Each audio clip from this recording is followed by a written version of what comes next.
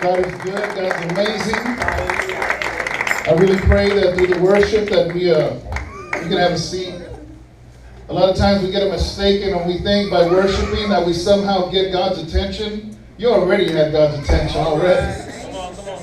If you didn't have His attention, you wouldn't have woke up today. So why do we worship? Not to get His attention, but for our hearts to open. So He can get our attention. So we can. The thing is that a lot of times when we worship, we think that it's, God does it. All the angels are worshiping Him already. But we come with a hard heart sometimes. And that's why we do. A lot of times, I remember back in the day, my mom would tell me to come to church, and I would purposely go after the worship was done. And I'd sneak in the back, and I would listen to the sermon.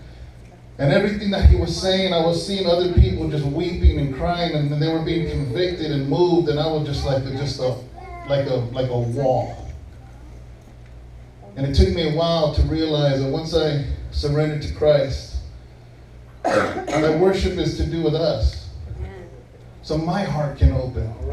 So my heart can soften. My dad's a farmer, and they do this thing before they lay seed down. Is they break the ground. And they have the disc. You ever see the tractors, all the discs, and they're breaking that ground in order to make it fertile and ready for the seed. And when we're sitting here in worship and in prayer, we're allowing God to just rip through our hearts and break that ground. So He can put that seed of the gospel. So He can put that word that He gave you, that promise that He gave you. Hallelujah. And I know now that's why it's important.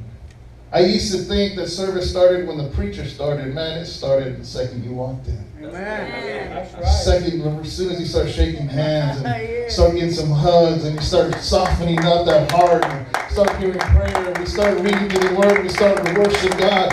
And then when the sermon comes, we can receive that Word and have it grow not on hard ground or stony ground or where the thorns are at, but in fertile ground.